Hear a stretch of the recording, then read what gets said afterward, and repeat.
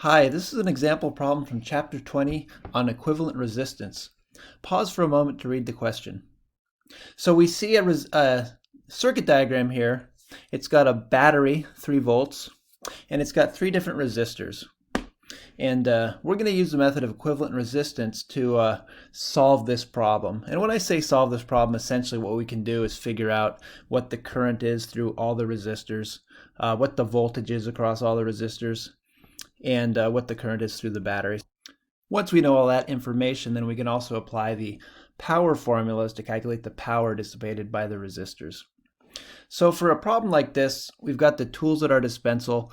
We're going to be using these things here, the series and the parallel equivalent resistance equations and ideas here. We'll also use Ohm's law and the power equations. So the first thing to start on a problem like this is let's go ahead and just label our resistors. Call this one R1, R2, and R3, and that'll help us keep things straight a little bit so that when we talk about currents that are going in different regions, we can label the currents with the same letters as well and keep things straight.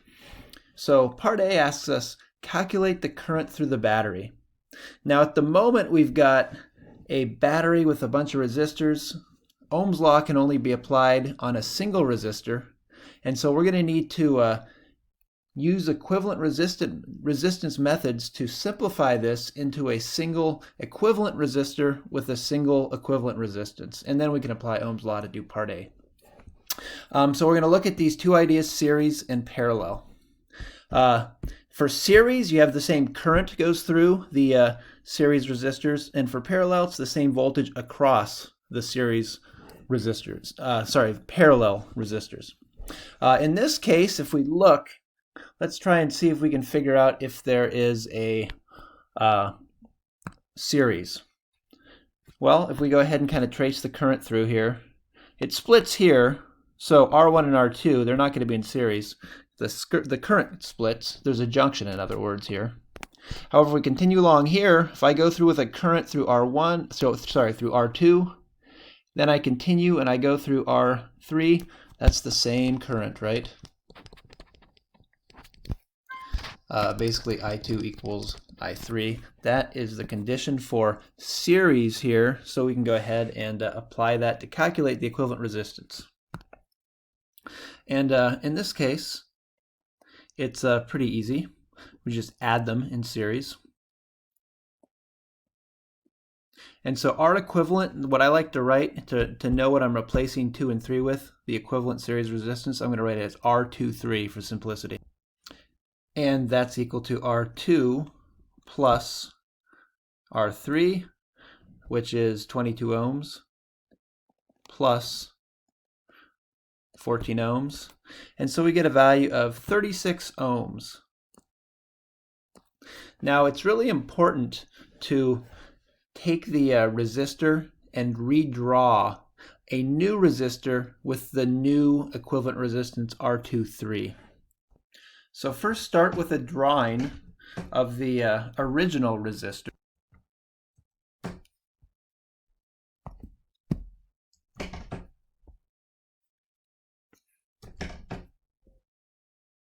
So there we go with the original resistor. And now we're going to go ahead and replace this guy with R23, which is a series replacement. So we're going to go ahead and redraw this same thing here. There's your battery. And now we've got a situation that looks like this.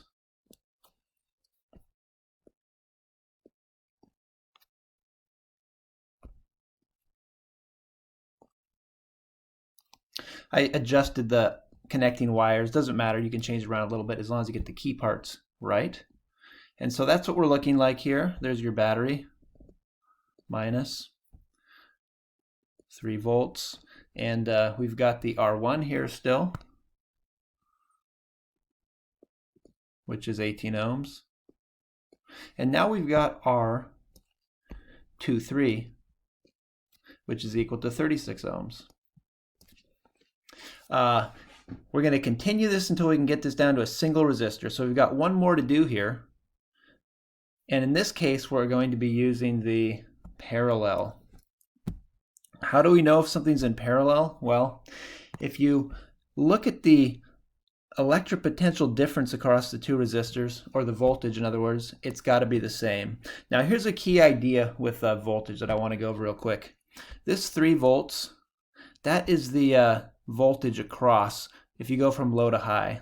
And I'm going to just call the low value 0 here. We can set it to 0. Say we attach it to ground, that would put it to 0. That makes the value here 3 volts. And the key idea when doing this type of problem is that there's no decrease in the electric potential along the conducting wires because their resistance is minimal compared to the resistance across the resistors here, right? In terms of Ohm's law, what that means is that for Ohm's law, right, V equals IR, this is effectively 0 for the connecting wires. So this V here, which is really a delta V, it's equal to 0. In other words, there's no change in the electric potential on the conducting wire. So it's still 3 volts here, it's still 3 volts here, it's 3 volts here at this junction, and at the top of this resistor R1 and this one R23, it's also 3 volts. By the same logic, we can trace the 0 volts all the way down so that it's 0 volts here, it's also 0 volts here, and when we look and see, okay, the voltage across R1 is 3 volts, the voltage across R23 is 3 volts, same voltage, these guys are in parallel. And again, we're going to go ahead and redraw the picture, and now I'm going to combine R1 and R23 in parallel. And I'm going to write this as R123. And finally, we've gotten down to a simple circuit that we can easily solve just with Ohm's law, since we have a single resistor here, R123. And we only need to now figure out what is the value of R123. In this case, we're going to use the rule for parallel. And when we do that, we're going to come up with a result here. So R123, what's that equal to? Well, let's do it like this. 1 divided by R123 is equal to 1 over the sum of the resistors in parallel. We've got 2 of them in this case. We've got R1, this guy, and we've also got R23, that guy. I'm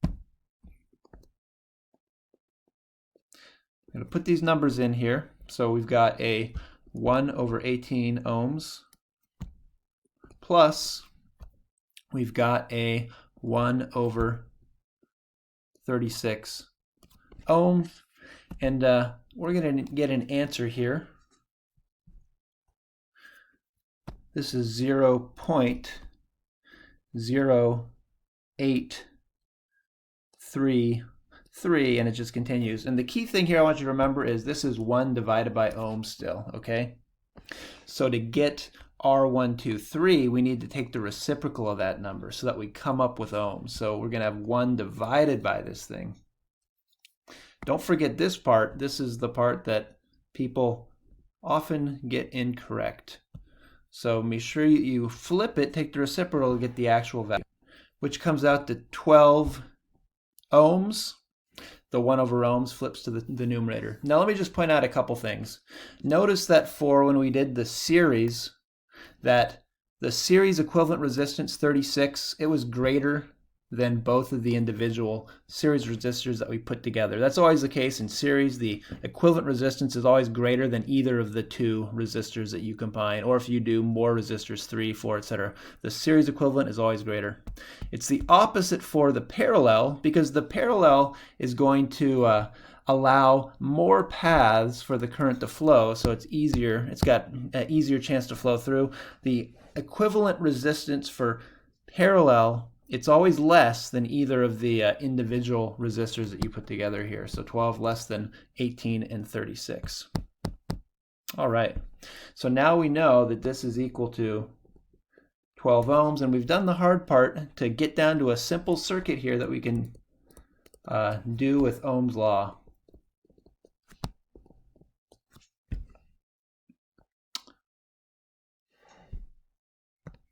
By the same logic as before, the 3 volts at this side, the 0 volts at this side are the same over here. So we know what the voltage is across the resistor, and using Ohm's law, we can calculate the current through the resistor, and the current is in series with the battery, therefore we'll know the current through the battery. So using Ohm's law, V is equal to IR.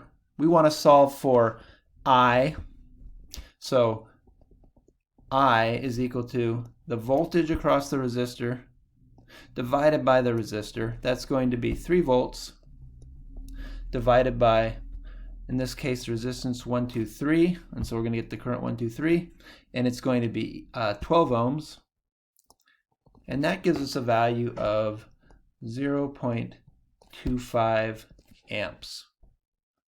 All right, so let's go ahead and just clean that up a little bit here. So for part A, we ended up with I123 is equal to 0.25 amps, and that is the current through the battery since it's in series with the resistor R123.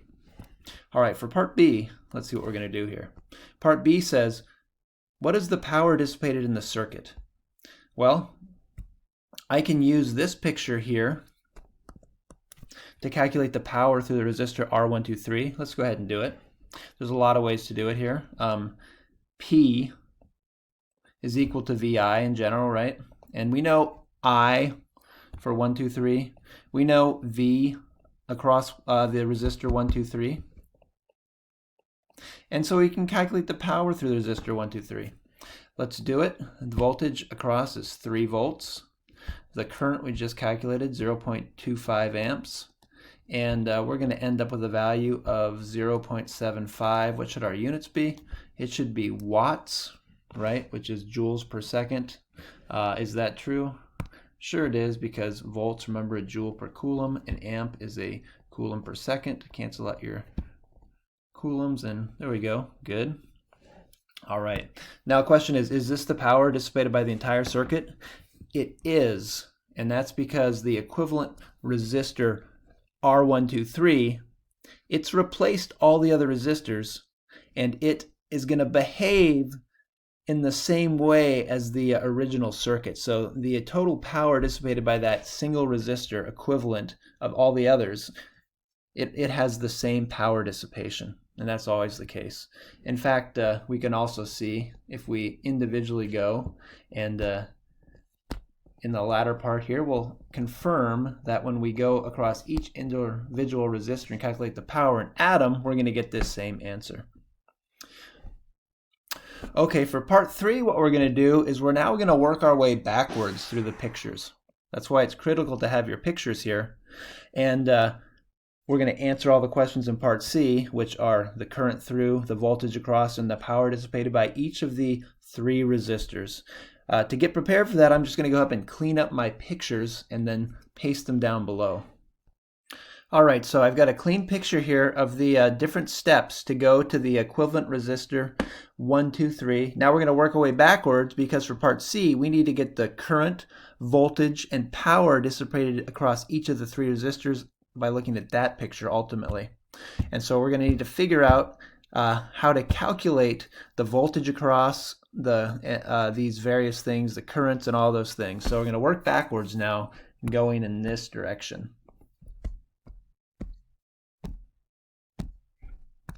All right, so from before we know that the voltage across here, this is equal to 3 volts, right? Now let's go trace that to the next picture over here. These are in parallel, the R123 combined with the R1 and the R23, parallel, same voltage, right? So I know that this is 3 volts, and I know that this is also 3 volts. And now I can calculate the current that flows through R1 and R23 because I can use Ohm's law, knowing V and R. So using Ohm's law, let's do for I1, so that's going to be this current.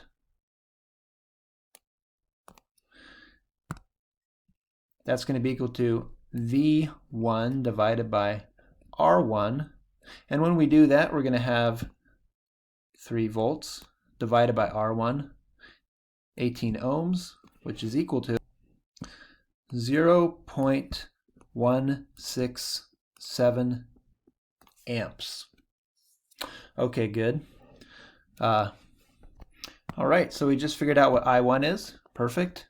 Now let's go ahead. The current splits here can be a different value of the current that goes in that branch. That one, we're going to call this one I23. Let's calculate that using the Ohm's law. So I23 is equal to V23 divided by R23. V23 is 3 volts. R23 is 36 ohms. And that gives us a value of 0.0833 amps. And again, I know I'm in SI units. I've got volts divided by ohms, and so I know current's going to turn out in amps. Okay, good. So we've just gotten that part. Now we got to go take the next step over here, and we're going to go ahead and figure out some information about R2 and 3 from the equivalent resistor R23. We've already figured out everything about this guy. We know the voltage across it, and we know the current, and we know the resistance, so we're good. For the other one, this is a series combination. Series means same current, so the current through I23 is 0.0833 amps. Therefore, that's the same current that goes through these two in series. So this is also 0.0833 amps. Okay? In other words, we know this.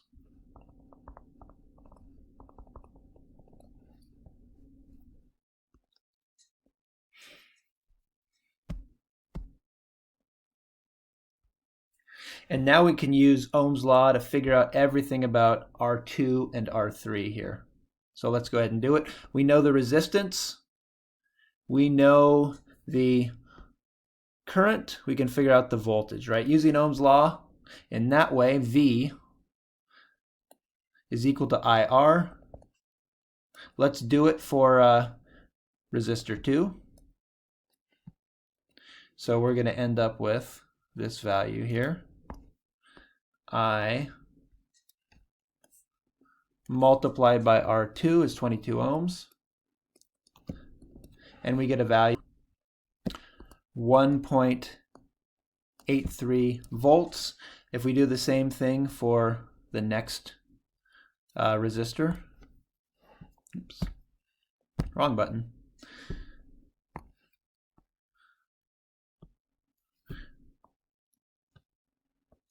Let's do 3 this time. It's the last one left. Same current, I3. Oh, I made a mistake here, didn't I? Up here. That's 2, and that's 3. So I3 is the same. And the resistance for R3 is 14 ohms.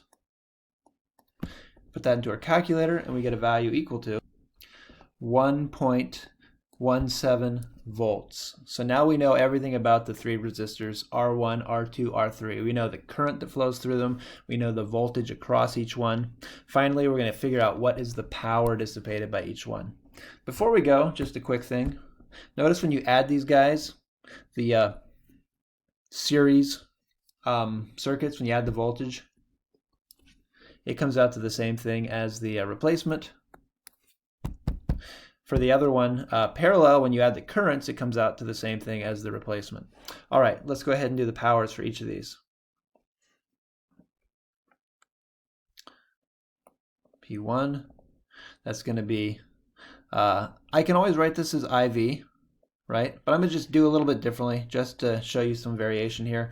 I'm going to go ahead and plug in for the voltage. I'm using Ohm's law, V equals IR. So another way you could do it, if you know what the current is and the resistance, we can get it that way. So in this case, for P1, we're going to use I1, 0.167 amps. We're going to square it. We're going to multiply the resistance R1. That's equal to 18 ohms. We're going to get a value there. 0.5 watts. And we're going to do the same thing for the others. So let's go ahead and just write down P2, I'll use this equation. I'll just go ahead and use the I1, sorry, the I2 V2 in this case. So I2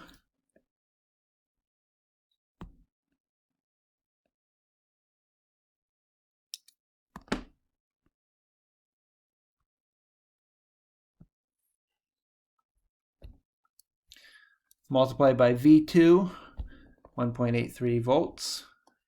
We'll calculate that, and then for P3, I3 V3. Let's see, I3 is the same as I2.